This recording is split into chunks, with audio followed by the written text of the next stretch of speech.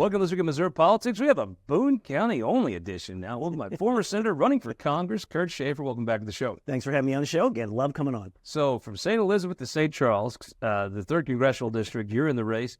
Tell me what got you into this race. You know, obviously having been in the Senate for 8 years, being chairman of the Appropriations Committee and doing the right thing, the right conservative thing that I did, and I'm sure we'll get into that. But, you know, when you're in that position and then you see where the country is going now, you see just the absolute disaster that Joe Biden's been, and Congress not doing what they need to do to push back against that, it makes you say, you know what, I'm going to get in there and I'm going to have that fight. And that's why I'm in. If folks want a fighter, I think anybody that's ever known you knows that's kind of up your alley. Yeah, I do. Yeah. I mean, that's one reason, you know, I'm a former prosecutor. And as my wife often tells me, I was a lot nicer to live with after I became a lawyer and a prosecutor than before. Because when you argue all day, you go home and you just don't want to argue anymore. So right now, as the biggest issue I think everybody talking about federal politics talking about is President Trump's on trial. As we do this interview, the jury's still deliberating. My gut is this. There were some folks that were kind of just tired of the drama. And then they saw them arrest Trump like for a month every 3 or 4 days over one thing sillier than the next. And I don't know. For me, I was just like, you know what? That ain't right. And now as he sits here on trial for, I don't even know what the hell he's on trial for. What's your reaction as a lawyer and a guy running for Congress? You know, I mean, as somebody who's a member of the bar, former state prosecutor, former federal prosecutor, I don't know that people understand the dangerous precedent and how bad it is to actually take a presidential candidate right before an election and charge them with what is clearly a made-up crime. And remember, you know, as a prosecutor at the state level, at the Attorney General's office, I did public corruption cases. I was also a special assistant U.S. attorney. And in both those places, we always had a policy that if, for example, someone who was involved in politics was accused of something, you waited, and if you were close enough to an election, you waited because you never even wanted to create the appearance that you were trying to influence an election. I don't think that the Democrats or Joe Biden care about the appearance anymore. I mean, I think the intention is to cause him to lose. Here's the thing. He's going to win. Donald Trump is going to win the election. And Democrats know that, and Joe Biden knows that. You don't need to look any further than how people are suffering in this economy. Home prices up 400%. People can't buy groceries. I mean, this is an absolute disaster. And the only way for them to stop and hold on to the power when they know that Trump is going to win is to try and keep him out of the game. And this entire trial has been designed to keep him out of the game. And I mean, you can turn on the TV. I mean, he's in court all day. He's not out there in Pennsylvania or other states or Ohio or anywhere else where he needs to be. He's in court, and that's the design. I think it strikes folks as wrong. I think that if you didn't like Donald Trump, maybe this bites you. But I tell you, if we told folks this is what's happening in Costa Rica or El Salvador, we'd be like, I sure hate for those folks to have to live that way. I mean, it is truly things we see happening in other countries that we look down on and pity and send our nickels and dimes of charity to. This is what happens in Haiti. Yeah. I mean, this is insane. Well, it's something that in our judicial system we pride ourselves on, that our judges, our third branch of government with the judicial branch, they're independent. They do not get involved in politics. But now what we're seeing is a court system that's absolutely being used for a political ends. And nothing, I mean, they just had Biden had a rally across the street from the courthouse with Robert De Niro. And even Democrat pundits on CNN and other left-leaning media outlets are calling that out and saying, wait a minute, if this isn't political, why are you holding a press conference in New York across the street from his trial? I mean, that's just, it's outrageous. And the thing is, there's no apology here from Democrats or from Joe Biden. It's intentional. And you need not look any further, as I said, than the economy or the southern border. And remember, that's not a glitch. That's not a mistake that 10 million illegals have come across the border. That is by design to help the Democrat Party. All of this is banana republic nonsense that is being used to keep Democrats in power. And the other question, too, is, and I see that, Republicans constantly get asked the question about, the election in 20 and was it a fair election? Nobody's asking that question to Hillary Clinton right now, when in 2016, all she said was this election was stolen. This election was stolen. It was unfair. So this is all about Democrats knowing that Donald Trump's going to win, and they have to come up. They're throwing every single roadblock trash cans, barriers, everything in front of him to slow that down. But the American people know better. They know exactly how they're living. They know that their lifestyle and what their dollar is getting is way worse, way less than when Trump was president. And you don't need to say anything more than that people know their standard of life is worse under Joe Biden.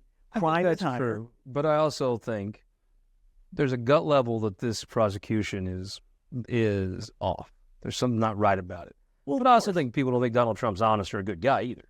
But it's not a question of that. It's a question of if you don't like him, then you vote. And that's how this system works. If you don't like someone, you don't vote for him. But they know that people, including a lot of Democrats, are going to vote for Donald Trump because they can't send their kids to college unless maybe they're in certain circumstances and they get free college, which we're all paying for. And the crime is out of control.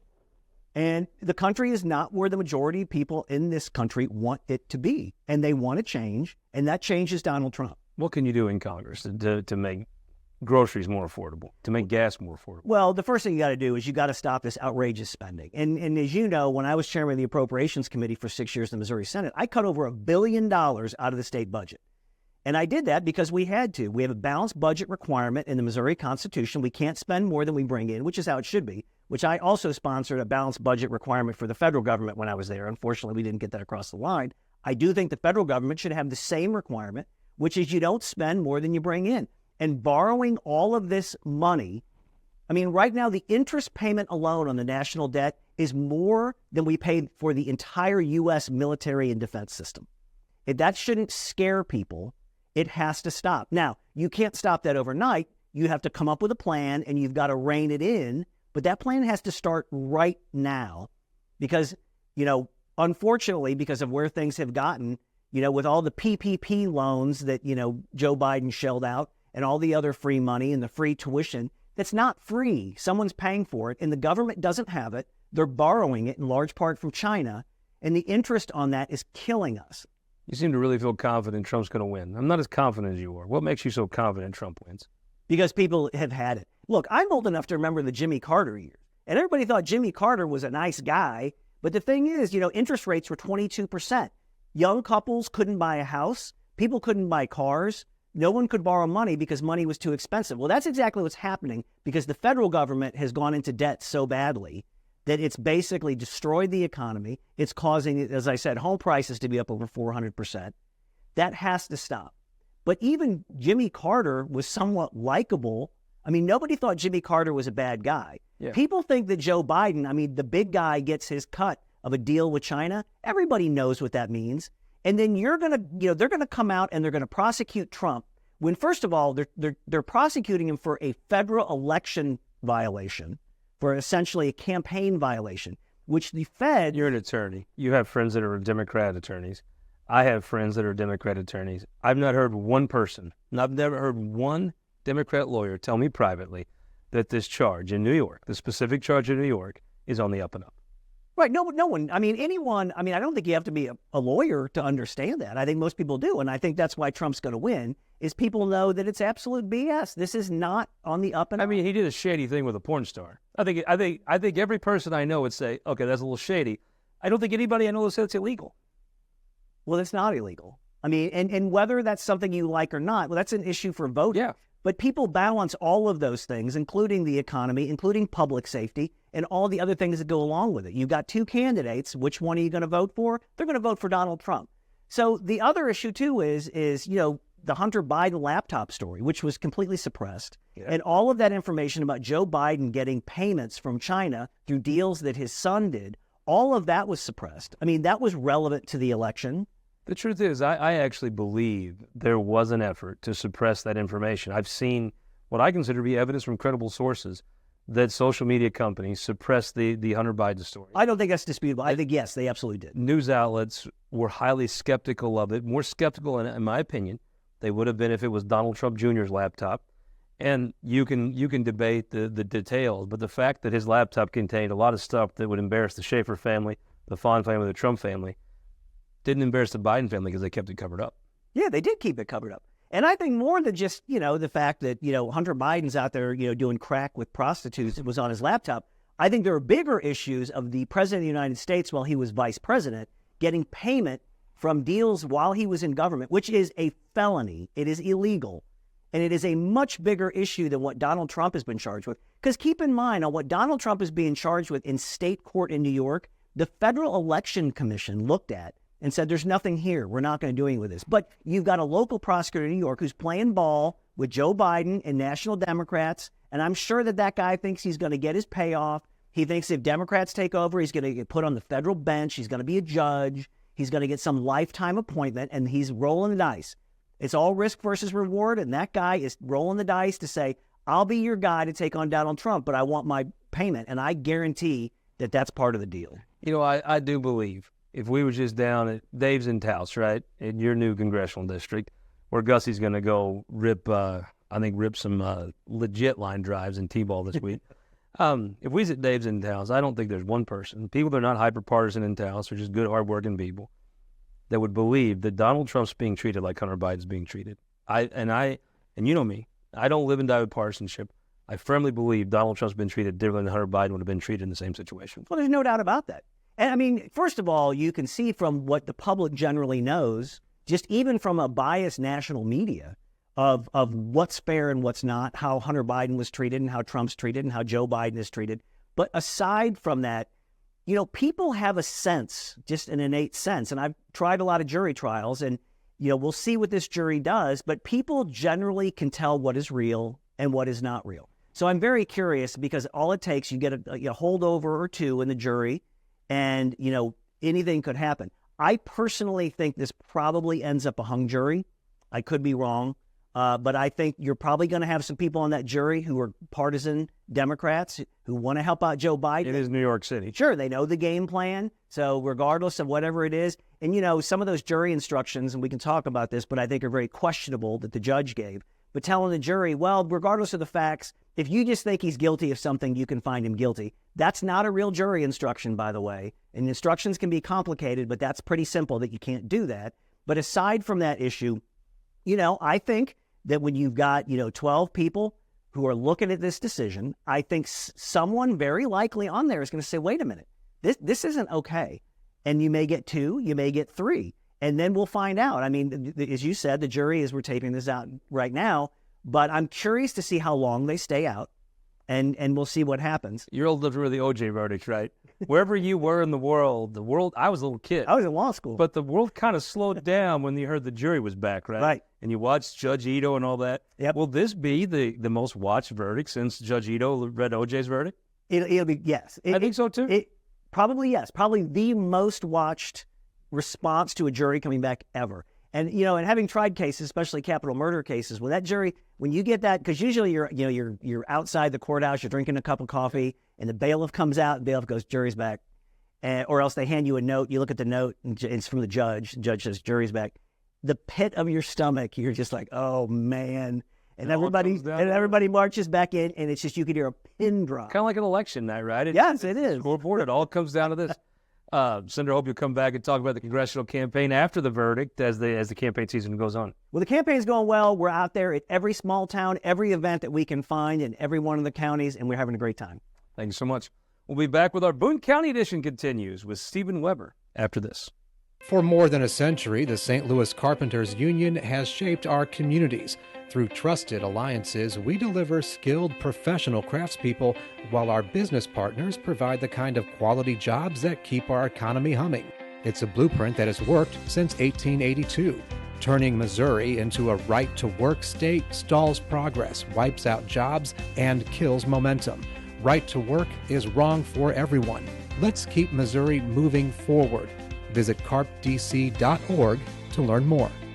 When I take office, the first thing I'm going to do when my hand comes off the Bible is enact our Day One crime plan. Kehoe's plan: support law enforcement, remove liberal prosecutors, crack down on illegal immigration and sanctuary cities, charge fentanyl dealers with murder. Those things are what it takes to be tough on crime and make sure that we get our communities back. Endorsed by law enforcement, Mike Kehoe for governor. Paid for by the American Dream PAC. Missourians know that big futures have small beginnings. That's why over 86% of Missouri voters believe early childhood education is essential to success later in life. While almost every voter agrees expanding access to childcare will attract jobs and help more parents succeed at work. And more than 7 in 10 Missouri voters say improving early childhood education will make our communities safer. Find out how you can help grow Missouri's bright future at mochampionofchildren.com.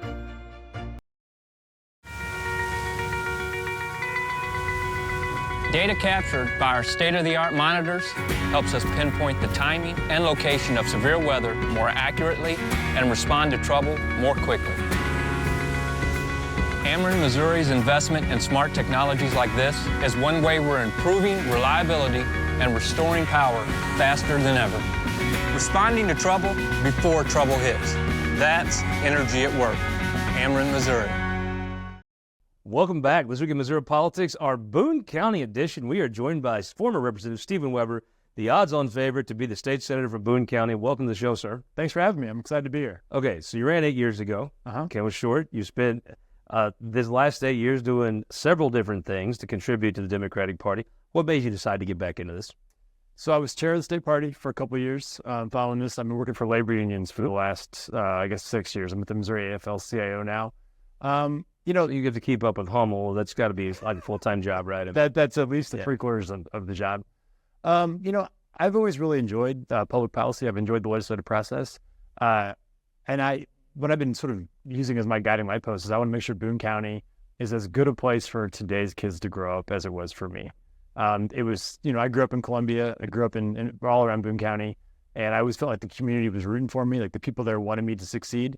That my teachers cared about me, that I knew their families, that my neighbors cared about me, that, my parents had good, stable, not rich, but good, stable jobs at the university.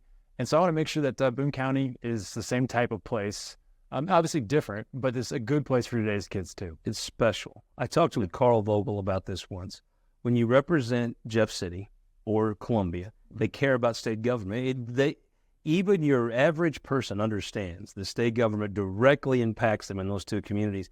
It's a little bit different level. You grow up around a different expectation of public service. It's not the same as growing up in West Butler County because state government's there and it's important and you see it through your day, but you don't see it like you do in Jeff City and Columbia. No, I mean, I used to, when in fourth grade, we used to take a trip down to the Capitol to see Jefferson City. And really, I got involved really young. So when I was 14 in ninth grade, we did job shadow day. Every job shadowed somebody. And I shout out to Yule Lawson. He was the scheduler for Mel Carnahan. And he helped connect me, and I got to job shadow Mel Carnahan. How incredible was that? Shout out to Brad Ketcher, too. He's the chief of staff. I followed him around. Guy. And then, because I guess you probably got out of school if you job shadowed, I job shadowed Steve Stoll. He was a state senator from Jefferson County.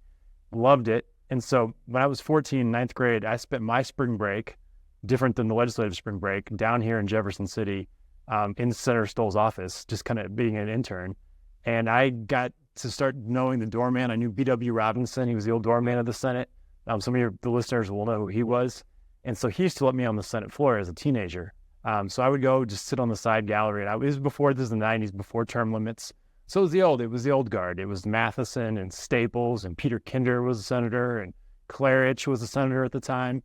Caskey. An amazing throwback to that experience. I watched all these people and I got hooked on an early age. I saw the magic and the beauty of the Missouri Senate, which I think at its best is the most deliberative body in the country when it's functioning at its best. Yeah. And to get to watch that and to watch all these senators, go on the floor and shape policy in front of everybody was just a transformative experience. Roger Wilson was lieutenant governor, used to bring me up on the dais the last couple hours. They're a better retail politician in the state than Roger Wilson. Not that I've seen. I don't think so either. I was out there. I was with Tim at a funeral for Mike Backer, Gracia Backer's husband, in New Bloomfield a couple years ago. And, Governor Wilson's getting older now, but he was there and people were flocking to him. And they were saying, I saw you in 93 when the flood happened. And I mean, just people so connected with him. And he was still witty. He still had, and he could spot you. You could have been a staffer for the Republicans. He'd know your name. He'd know you. I just couldn't believe the ability. What a great connection you have to that Senate glory years that you can kind of tell some those old stories you got to see as a kid. Yeah, so unfortunately, I got hooked early on this and decided that, as a 14-year-old, it's like, that's what I want to do. And I've been spending most of my adult life. Here you are. Yeah. About to walk. Right. It'd be cool to walk in that chamber as a senator, huh? Yeah, I mean, it's changed over the years, obviously. But I think at its best, it's still one of the few places where a couple senators on the floor can make a good argument and make something different because of their argument. You're replacing a guy that certainly took some attacks for trying to keep some of that you got to see as a kid of the Senate alive. And it's special because when you're representing Boone County, you're representing Mizzou. Mm-hmm. I mean, however you want to shake it, you and Truman are representing Mizzou in the state government. Yep. You're inheriting it a university better than your predecessor did. Caleb Rowden had a tall order. Kurt Schaefer, who was on the show earlier today, he had some rough times to be the Columbia senator. You get to have a little bit calmer water now. I would say for now. What I was going to say is a lot of that depends on the budget, right? It's always, when it's a good fiscal year, it makes that job a lot easier. When I came in 2000, election of 08, so I came in 2009, and the recession was happening, it was really tough times at Mizzou. And it was, that's when Governor Nixon was making deals about no budget cuts for no tuition increases and things like that. And that's tough on the university. It's tough on the town. So it's certainly an easier place to represent in good financial years. The other thing that I think the university has done a good job that I want to try to keep doing is making sure that people understand the role that it plays throughout the entire state. Yeah, through extension, through the ag school. There's a lot. It's obviously the flagship is based in Columbia.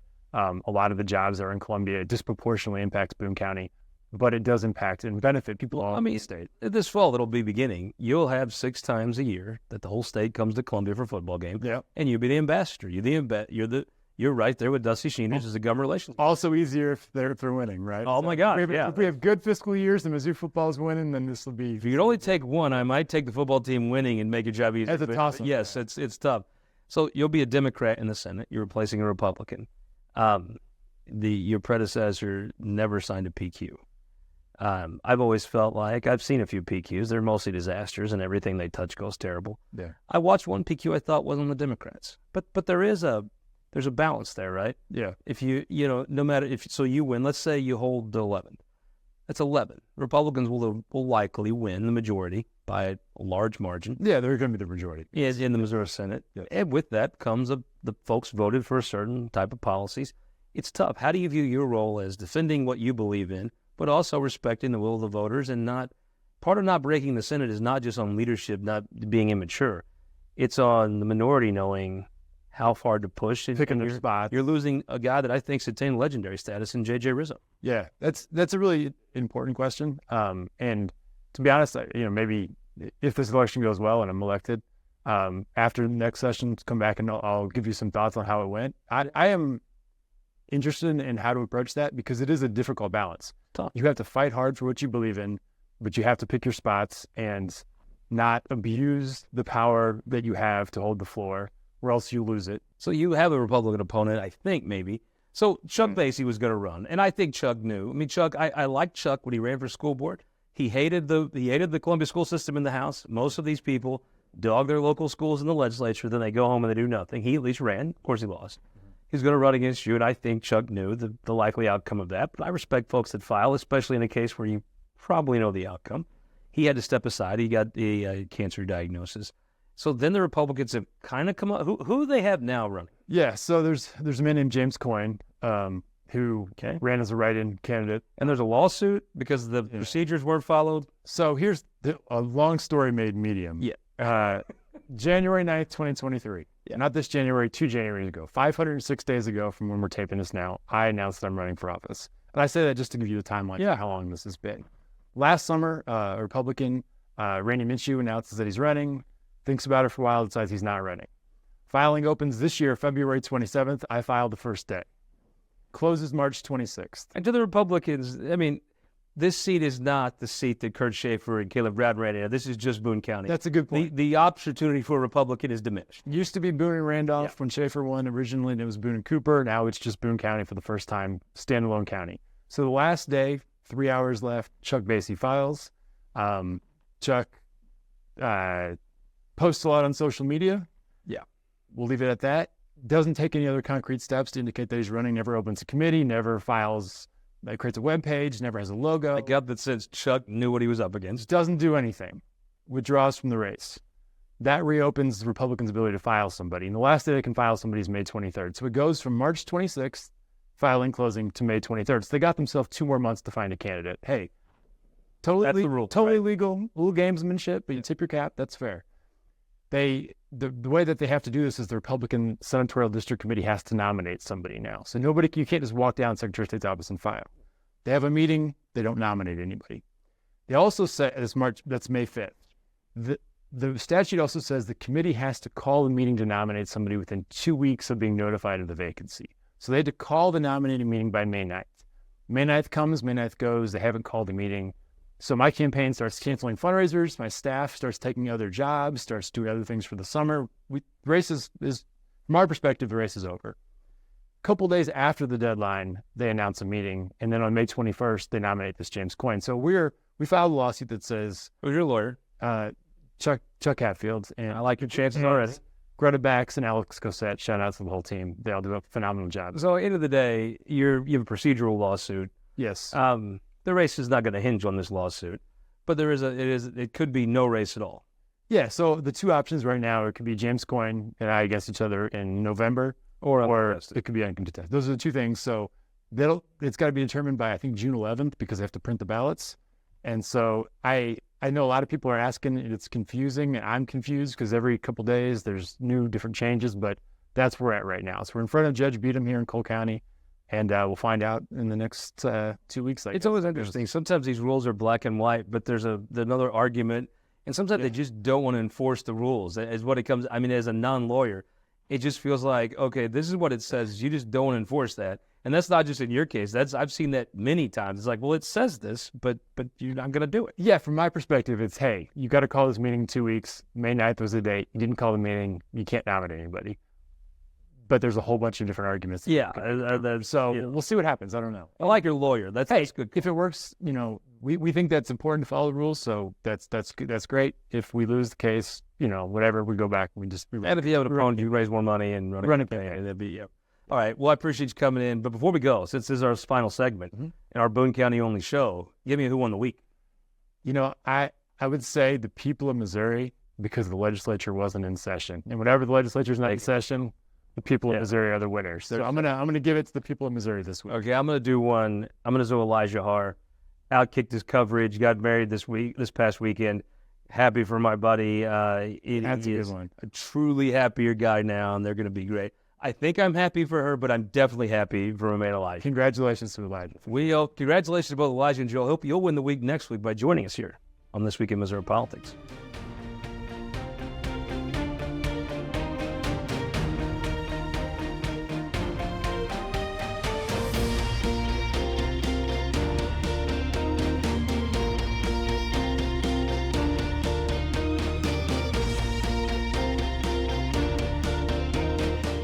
This Week in Missouri Politics is sponsored by the Missouri Automobile Dealers Association, Ameren, Spire, and the United Electric Cooperative.